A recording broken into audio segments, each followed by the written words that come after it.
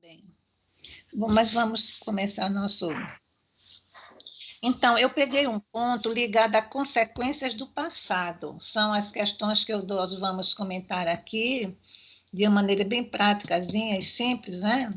Sobre as consequências de nossa vida, dos nossos atos, dos nossos pensamentos no passado. E ele fez os questionamentos bem práticos também, né? Na questão 1 desse tema, consequências do passado, ele pergunta o seguinte: como podemos compreender os resultados de nossas existências anteriores?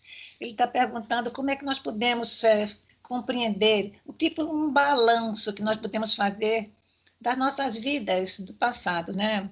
Nós sabemos que existe aquele trabalho, aquela terapia de vivência do passado, mas são casos assim muito raros que se alguém que está com um problema chega e procura, né, um terapeuta daquele para fazer. E mesmo assim não se vai além de um limite, né? Às vezes a pessoa para ser ajudada no problema que ela está passando, ela pode ir a uma vida, a alguns pontos, alguns flashes de alguns momentos da vida, de alguma vida passada, e é muito limitado. Mas nós temos, quantas vivências nós temos, né? Os viajores do tempo, como nós sempre imaginamos, né? Dizemos, né? Quantas vidas cada um de nós que está aqui, quantas, Bernadette, querida, quantos, quantas vidas, gente, nós já vivemos, cada um de nós aqui, Gian, Cleonice, Arnaldo, Isabel, Robson, Bernadette, todos nós, a Alexandra também, quantas vidas cada um de nós já experienciou. Imagine. Então, a nossa vida agora é o resultado, é o balanço, o resumo de tudo que nós já passamos. Imagine quantas vidas nós ainda vamos ir para frente, hein? Né? Caminhar. Isso é que significa um amor imenso de nosso Pai, né? Então, ele dá uma resposta aqui de uma forma bem simples, que basta que o homem, para se conhecer as existências anteriores, ele primeiro perguntou, para compreender o resultado das existências anteriores, ele diz o seguinte: basta que o homem observe as próprias tendências, oportunidades, lutas e provas, né? Então, a gente vê, é porque nós nunca, mesmo sendo espíritos, sabendo que precisamos fazer isso, fazer sempre estar um balanço da nossa vida atual, porque às vezes tem coisas que não dá certo, que a gente faz, não dá certo, alguns procedimentos que nós fazemos na nossa vida, que às vezes nem estão certos, né? Outros estão errados demais, nos faz sofrer, outros trazem alegria. Então, todos os fatos que acontecem, de bom, resumindo, de bom ou de mal, nós precisamos parar um pouquinho, uma vez ou outra, para pensar por que isso saiu positivo e por que isso não deu certo, né? O que é que eu já conquistei na minha vida, desde que eu nasci, desde que eu pequenininha, do colinho da nossa mamãe, né? Como é que a minha vida mudou? Como a nossa vida mudou, né? Foram momentos especiais, tão especiais para nós, e nós perdemos, deixamos lá para trás. Às vezes, eu gosto muito de lembrar, às vezes, da minha infância, né?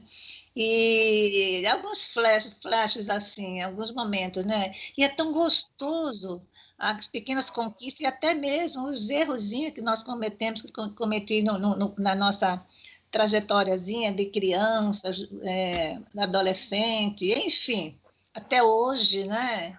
E hoje nós somos resultado de toda aquela trajetória que nossa mãe nos pegou no colo, né? Quando um dia nós abrimos nós demos nosso grito, né? Quando saímos da barriga da nossa mãe, né? Eu acho uma coisa linda, como se o nascimento de uma criança, né? É, é, quando se sai para a luz, né? Que dá aquele grito de vida, se diz cheguei, e, opa, que eu cheguei. Para uns, inconscientemente, é uma alegria, mas nós espíritas sabemos que para outros esse grito daí pode ser até de desespero, porque tem pessoas que têm uma trajetória de um sofrimento tão grande na Terra que é inimaginável, né? E outros já diferente. Então é assim, cada um com o seu livro de contabilidade, né, sua trajetória. Aí ele continua assim: como entender, na essência, as dívidas ou vantagens que trazemos de existências passadas? Como nós vamos entender as nossas, digamos, primeiras dívidas, né? Dívidas significa que aquelas dificuldades mesmo, né? As provações mesmo, né?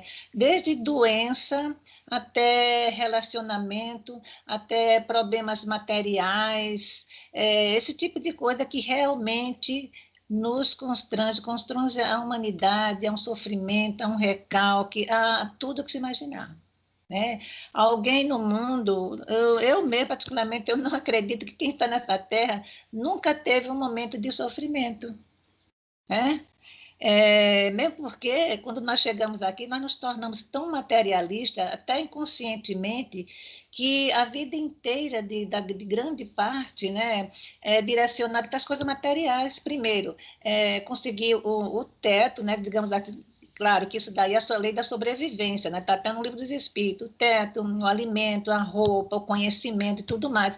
Só que muitas vezes as pessoas se entusiasmam tanto e entram num patamar de uma elite que às vezes passam a simplesmente se preocupar com as coisas materiais, angariar muito mais. Então, tem pessoas hoje em dia que são doentes, têm mania de compras. Eu estava vendo outro dia, há poucos dias na internet, que nessa pandemia agora, há pessoas que entram na internet e, sabe, essas pessoas que gostam de moda e compram coisa, a moça mostrando, disse, olha, eu comprei isso e agora não sei por que eu comprei isso, tá? Que aí mostrou tudo amontoado, coisinhas pequenas, tão sem que não vai ter utilidade, como ela falou, não vai ter mesmo utilidade. Isso é só um exemplozinho simples para a gente, que eu estou dando para ilustrar essa natureza nossa ainda ligada às coisas materiais, né? Quer dizer, nós estamos aqui, precisamos, o homem mesmo constrói, ele tem a inteligência para descobrir coisas, construir coisas para o conforto da humanidade, isso é normal. Agora, o excesso, tem pessoas que adoecem, né? Se tornam tipo um hábito assim que escraviza a pessoa, né? E isso são dívidas, né?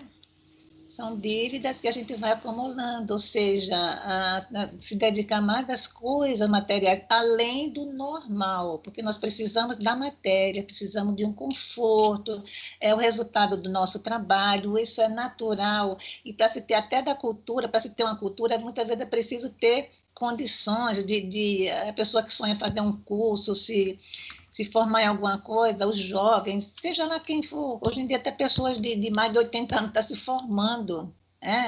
Então, essa luta, isso é saudável, agora o excesso é que não é.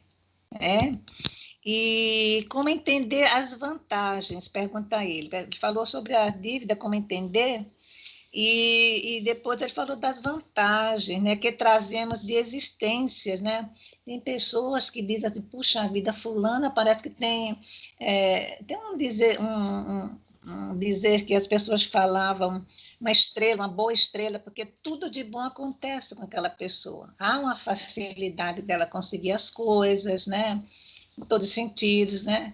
E isso daí é muito interessante, né? E aí a resposta que ele dá é o seguinte: nos estudos corretos que tivemos, ele está se referindo a, por exemplo, tem pessoas que vêm com uma facilidade e uma inteligência tão desenvolvida para determinadas coisas, aí inventam, fazem inventos, estudos avançados, enfim, uma inteligência bem avançada. Então, ele está comentando aqui que foram pessoas que já no passado já se anteciparam na sua trajetória. Cada um de nós estamos no nosso tempo.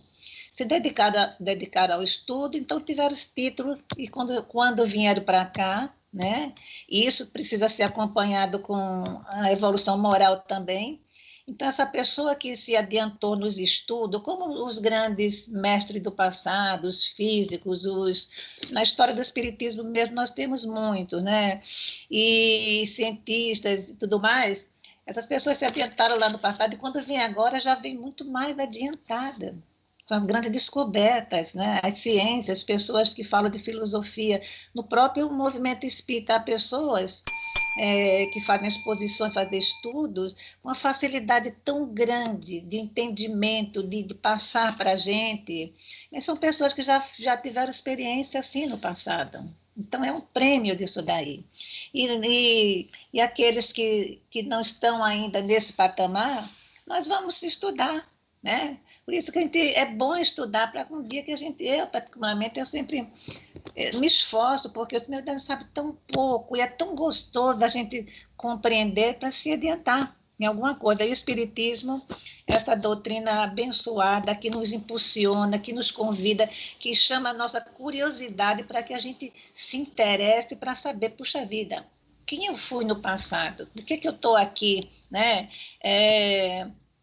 Digamos, um exemplo nosso aqui, uma família, né? A Glória com o Arnaldo, o filhinho dela, Fernando, todos nós, a Cleonice que falou que a família tem 8 pessoas lá, né, Cleonice?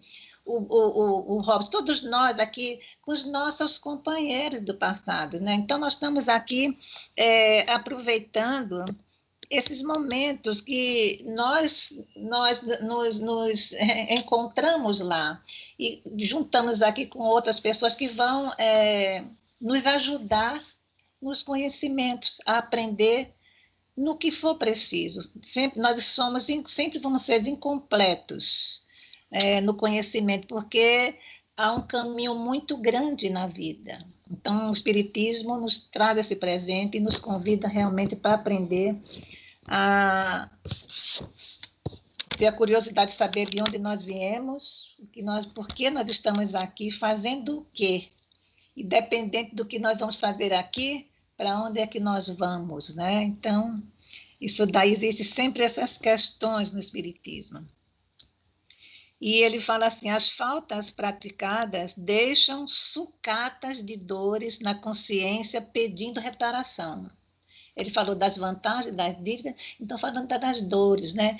Que as dores deixam sucata. Ele falou usou um termo bem estranhozinho, sucata. Eles deixaram marcas em nós, né?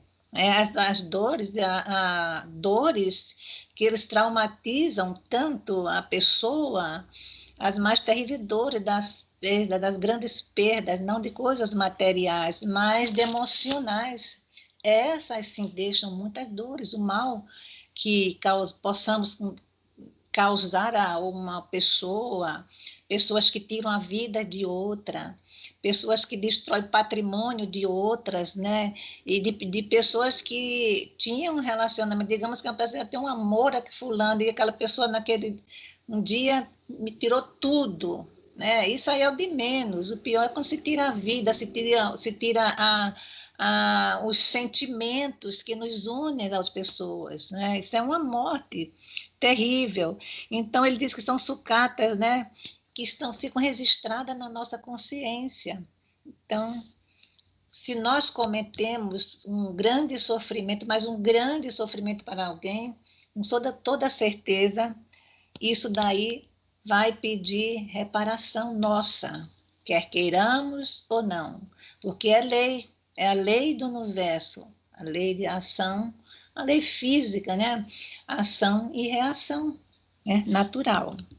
Se plantarmos preciosa árvore, o resultado natural será inúmeras utilidades e os frutos excelentes, né? Para nós e para os outros. Agora, se eu plantar um pé de urtiga no meu jardim, na passagem das pessoas, ela vai entrar ali, eu estou ilustrando, né? E vai machucar muita gente. Mas se eu planto uma coisa, é uma metáfora também, né? Se eu planto uma árvore que dê bons frutos, que pode saciar as pessoas, é a mesma coisa, você plantar uma ideia, né?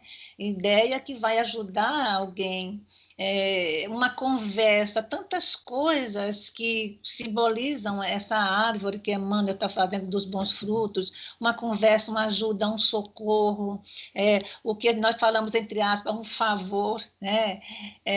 Tanta coisa nós poderemos transformar nessa árvore de bons frutos que ele sugeriu, né? E se contrairmos um débito, diz ele, é justo que suportemos a preocupação de pagar. Se nós temos um débito com alguém, com a vida, com o nosso planeta, nós destruímos o nosso planeta, uma hora nós vamos pagar, até mesmo aqui mesmo a humanidade já está sofrendo isso daí. Não digo toda a humanidade, mas um grande parte da humanidade, o que faz com a nossa natureza, com a nossa terra, né? A destruição, os animaizinhos, meu Deus, eu tive cada coisa, para mim um animal eu digo como se fosse um inocente. A gente vê atrocidades que se fazem, as pessoas, por exemplo, adotam um bichinho, simplesmente eles mudam de casa, vai por aqui, está numa casa, está um bichinho. Se vai para um apartamento, eu vi casos, as pessoas simplesmente largam na porta, fecham e acabou. Eu presenciei um fato terrível há uns anos atrás, que eu disse, meu Deus do céu, aqui no final da Paulista tem um shopping aí, e eu ia até, não sabia se eu ia sozinha, se eu com o Naldo, com alguém, e o sinal abriu, e fechou, aliás, para nós passarmos, né? E tinha bastante gente assim passando, e uma moça com um cachorrinho, não sei se você viu o bichinho, e bem no meio da pista, que é duas mãos assim, ela soltou mesmo, tirou a coisinha e largou o bichinho, e ele ficou desnorteado ali, e muita gente assim, meu Deus do céu, ela saiu para um lado rápida e ele bichinho ficou lá no meio daquela multidão, no meio de um trânsito. Eu disse, meu Deus do céu, quem faz isso com um inocente desse, o que é capaz de uma pessoa fazer? É muita, é muita. Então, o que nós fizermos assim, desse tipo aqui na Terra, com certeza a vida vai fazer com a gente. Nós vamos receber na mesma moeda, né? Nós não podemos ajudar, nós não podemos destruir, maltratar, ferir, machucar, né? Principalmente quando se tem conhecimento da lei do retorno, como nós espíritas temos, né? Qualquer coisa que nós fizermos, qualquer coisa, sempre vem o retorno, sempre vem.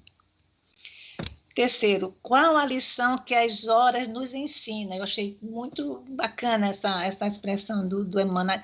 As horas, né? As horas têm um significado maravilhoso aqui, tem muito significado. As horas pode ser os nossos momentos, né? A nossa vida pode significar horas, que para a espiritualidade são horas mesmo. Para nós aqui eu posso viver 30, 50, 80, 70, tantos anos, lá não é nada.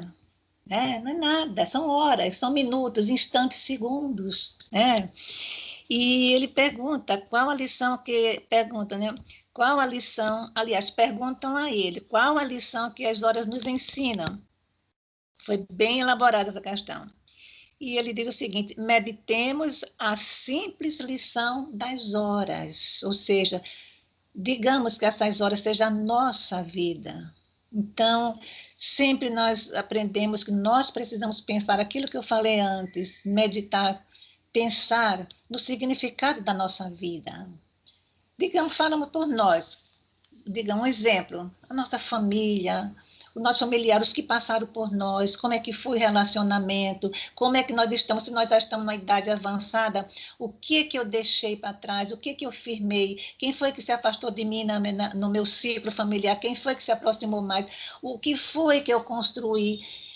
Não é muita coisa, se nós pararmos para pensar, porque minha filha, meu filho me deixou, ou então voltou, ou veio, fez isso, ou fez aquilo, olha, tudo isso daí é um balanço, é como Santo Agostinho no Evangelho, ele sempre nos convida, né? Só que ele diz assim, trocando assim, facilitando, quando deitarmos a nossa cabeça no travesseiro à noite, façamos um balanço do nosso dia. rapidamente, só de um dia. Puxa vida, o que foi que eu fiz hoje? Será que deu certo? Por que eu não resolvi aquele problema? Por que fulano entendeu assim? Né? Certo? Por que eu tive um problema de saúde? O que aconteceu? Quanta coisa boa me aconteceu? Vamos lembrar das coisas boas também, porque acontece muita coisa boa no nosso dia, e a gente só se lembra daquelas coisas que machucam o nosso dedinho, a nossa coluna e tudo mais. E as coisas boas? E o simples fato de estarmos vivos. Gente, esse nosso corpo é uma roupa que para mim ele é de ferro, porque até eu na minha idade, assim, puxa vida, eu já passei por tanta coisa, acidente de carro quando era criança, quando era jovem, a gente passa por tantas coisas, sabe? Traumas, e coisas emocionais, uma série de coisas. É como numa estrada você fosse, tivesse buraco, tivesse desvio, tivesse espinho, tivesse isso e aquilo, mas tem flores também. Né? E a gente às vezes não percebe isso. Então, o nosso corpo é muito forte. Né? Eu conheço gente que cuida da família, que leva e traz, que assiste, desencarna um, a pessoa vai, nasce um, você vai atender, sempre os mais velhos vão atender. Né? Às vezes os filhos casam, sai toda, fica a mãe, ou fica o casal, depois vai a mãe, ou vai o pai. E aquele que fica continua na luta. Nós temos que ser fortes para continuar, porque nós temos uma responsabilidade muito grande, gente, com esse corpo que Deus nos deu de presente. Ele foi programado por nós, foi desenhado pelos engenheiros do espaço, porque nós sabemos como espírita que existe toda uma elaboração do nosso corpo. Digamos, se eu vou precisar renascer com o corpo assim, assado, ter problema disso ou daquilo, ou ser cego, se não for, cada um com a sua programação. Nosso corpo é o modelo, é o resultado da última vida que eu tive. Né? E a coisa mais importante não é a beleza desse corpo, a beleza, a aparência, mas a beleza interior. O que aquele corpo vai oferecer para aquele ser, né, que pretende se renovar naquela reencarnação, e o que ele vai levar para os outros aos quais ele vai conviver. O reencontro com a família, a batalha que ele pode travar no campo da família, os encontros, o reencontro com os amigos, com os amores do passado. Enfim, é uma coisa maravilhosa esse nosso corpo. Então, voltando à questão dessa meditação das nossas horas, é muita coisa para a gente pensar, mas nós temos a vida inteira. Eu estou falando essas coisas assim, não é que a gente vai fazer todos os dias, mas a necessidade de a gente se olhar para dentro de nós, para olhar para a beleza, a bondade do Criador, e nos dar essa vida, essa oportunidade de vivenciar aqui, né? E desse corpo, eu todos os dias agradecer a esse corpo bendito, né? Que me leva, é como o carro que leva para todos os caminhos onde nós queremos percorrer, né? O que fazer, nós o dirigimos. Nós precisamos dar muito valor a essa matéria, não no sentido de exibicionismo, não, mas no sentido de criação divina desse corpo. Nós temos que agradecer todos os dias esse corpo, essa vida, que é o nosso espírito, que anima o nossa corpo, e essa oportunidade que Jesus nos deu, de dar essa ferramenta para que a gente possamos trabalhar para a nossa felicidade, né? Então, ele diz, todos os nossos momentos são importantes na vida na Terra. Então, todos os momentos, todas as nossas horas que nós passamos aqui é a coisa sagrada, é a coisa mais importante. Não importa que o dia tenha sido ruim, se isso tenha dado certo. Eu estou com minha TV que não está funcionando, eu ligo lá no quarto e não funciona. Mas o que está acontecendo? Está obsidiada a bichinha lá. Mas, gente, sempre há coisa, há motivos, são pequenas coisas tão pequenas, né, que acontecem na nossa vida, assim, coisas que a gente não pode dar valor a isso. A época que a gente, às vezes, fica, tempos que nós ficamos aborrecidos com muita coisa, isso é normal e natural, mas não dizer que aquele nosso dia foi terrível. Não, o dia foi cansativo, o dia foi trabalhoso, mas foi mais um dia, foi aquele dia que eu mesmo programei. Aquele dia é o resultado do resultado de ontem, né? As ocorrências de hoje foi de alguma coisa que eu não trabalhei bem ontem. Então, diz ele, normal, durante a noite, durante o repouso, quando nós dormimos, né? E no outro dia, né? Nós despertarmos, nos levantarmos com os bens ou os males que tenha procurado para si mesmo, é aquilo que eu falei. Aí a gente vai dormir, no outro dia, digamos, tenhamos problemas hoje, aí vou dormir, né? Aí amanhã eu vou acordar. O resultado do meu amanhã é o do que eu fiz hoje, da saúde, né? Doença, ou das coisas boas, das expectativas que eu vou ter, tudo é resultado. A gente nem percebe, porque é tão sutil, nós nos acomodamos na vida inteira. E o Espiritismo vem dar essa chamada para a gente, olha para você, olha para a tua vida, a tua casa, aqueles que nós convivemos juntos, né? As coisinhas que acontecem, não para criticar, mas como lição de enriquecimento, né? É assim, e diz ele, é assim a vida e a morte, na lei da reencarnação que rege o nosso destino. Então, tudo que nós passamos aqui, nós vamos levar para o outro lado.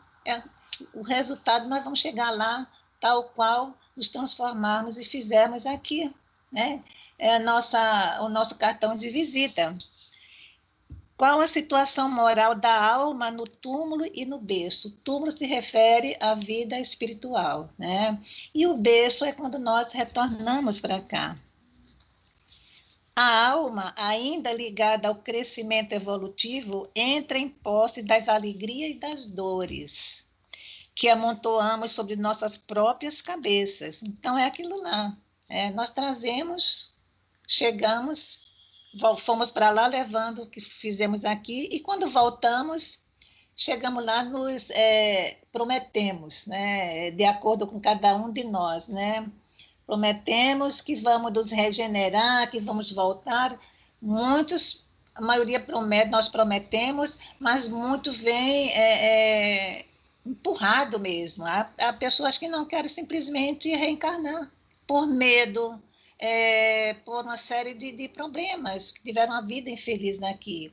Mas Deus não tem nada a ver com isso, tudo nós é que dirigimos a nossa vida. E Deus nos dá a oportunidade de trabalharmos, de nos melhorar, né? Para evitar o sofrimento. No berço, ou seja, quando nós nascemos, na porta de entrada, né? Acordamos e retomamos o arado. Aí prometemos lá, agora eu vou voltar, vou conhecer fulano, às vezes hoje o casal já desce, as duas pessoas que vão conviver juntos já descem próximo, na família já está toda esquemada ali, né?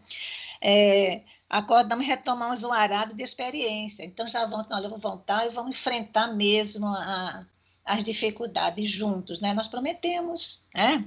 Nos créditos que nos cabe desenvolver e nos débitos também, que precisamos resgatar.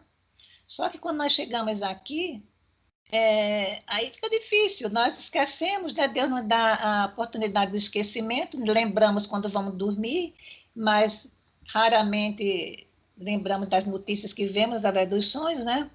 E aí as coisas acontecem muitas vezes novamente, repetição. Mas quando nós achamos uma filosofia como o Espiritismo, que desperta para nós sobre esse tipo de coisa, aí se transforma a nossa vida. Aí a gente tem as dicas, né? O Espiritismo nos dá dicas, né? De como viver melhor, de entender as nossas diferenças em família, nos ambientes da sociedade, né? E aí a gente vai entendendo como espírita. Nós estamos falando do espiritismo porque nós estamos espíritas, não sei, as outras religiões eu não sei, mas a nossa temos essa possibilidade de aprender e de prestar atenção na vida, né? No mundo, e para poder entender o porquê de tantas causas, positiva e negativa. Resumindo, onde permanece espiritualmente a criatura reencarnada? Perguntaram a ele.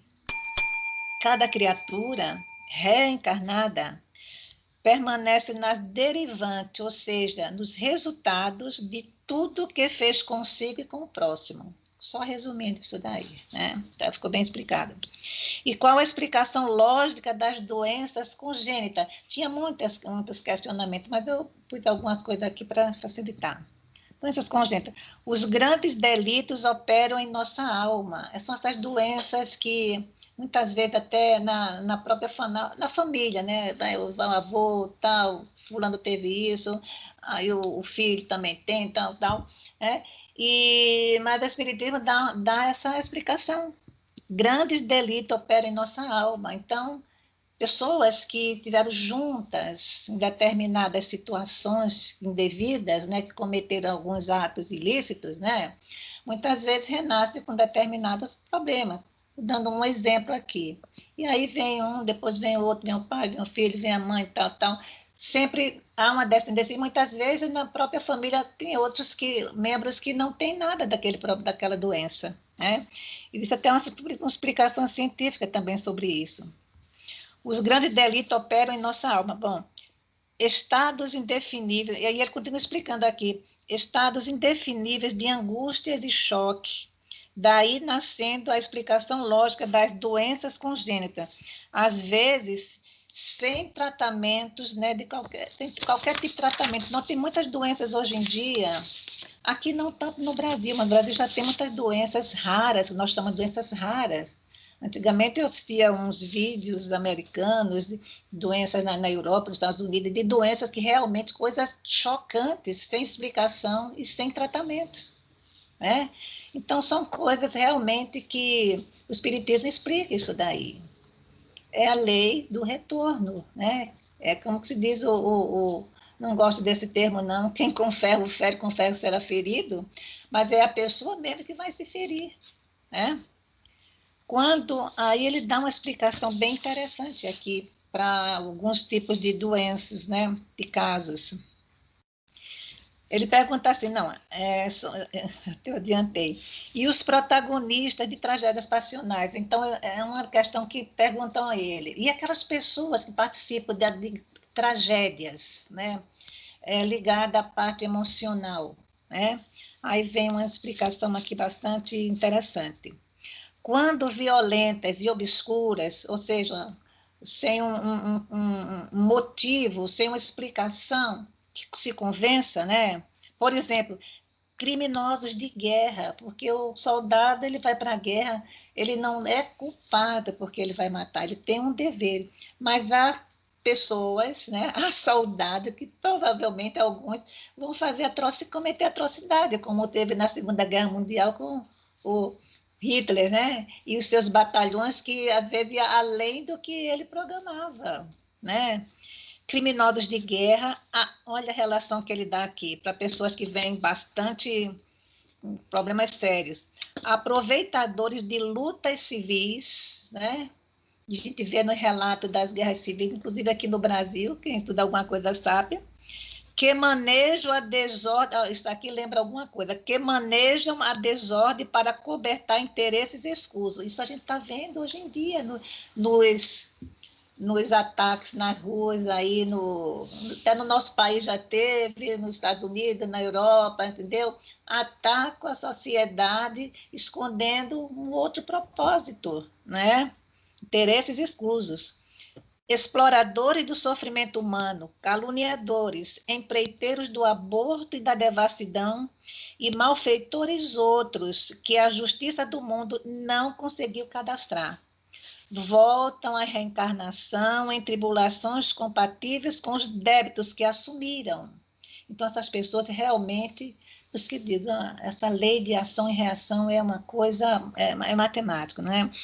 E muitas vezes junto das próprias vítimas, sobre o mesmo teto, marcados por idênticos laços consanguíneos, tolerando-se mutuamente, até a solução dos enigmas que criaram contra si mesmo, atentos aos reequilíbrios de que se vê necessitado.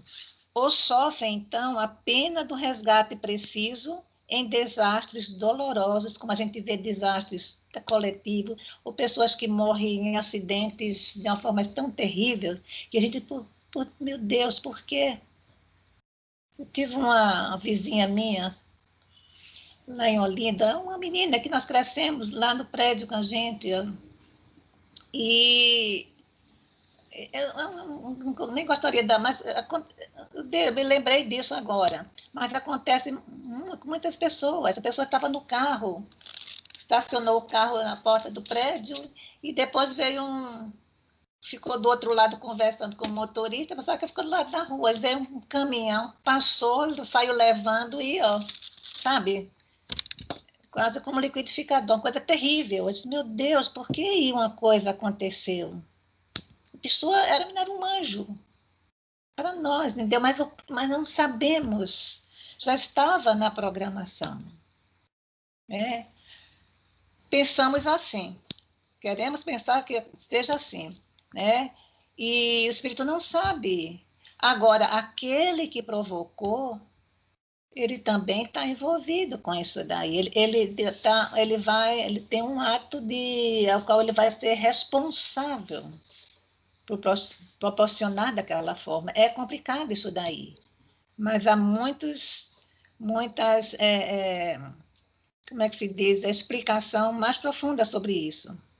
Então, pessoas que resgatam, sofrem a pena do resgate, precisam em desastres dolorosos, integrando os quadros inquietantes dos acidentes em que se desdobra o resgate de espírito reencarnado, seja nos trânsitos individuais ou nas provações coletivas, como os grandes desastres de avião, né, que a gente... criancinha. Eu me lembro que houve uma vez um desastre de um avião, eu não sei se foi na África, onde é que foi, só escapou uma criancinha, acho que ela não tinha talvez 1 ano, 2 anos, um bebê. Todos debaixo daquele avião enorme, aqueles aviões internacionais, todos desencarnaram. Como é que se explica uma criancinha, só uma sobreviver, né? Para quem não conhece as leis do universo de Deus, é um mistério. Mas nós, espírita, nós sabemos por quê. Por que ela escapou? Porque ela não era a hora dela. Não era aquela forma dela resgatar, né? As consequências de nossos erros, essa outra questão, se verificam apenas na forma de doenças comuns? E perguntaram a Emmanuel, será que os problemas que nós temos, tudo é consequência, né? Se verifica tudo através das doenças que nós temos? Vamos ver a pergunta. Não. Além disso, diz ele, é preciso contar com as probabilidades da obsessão. Né? Você vê, porque geralmente, quando está doente, tem esse problema, é porque fez isso, aquilo, outro. Tem esses casos assim, né? Que a pessoa renasce com problemas, como já comentamos antes aqui. Mas há os problemas também do outro lado, dos que vivem ainda, né? E perseguem, vão atrás daqueles que voltaram, e aí as coisas se complicam.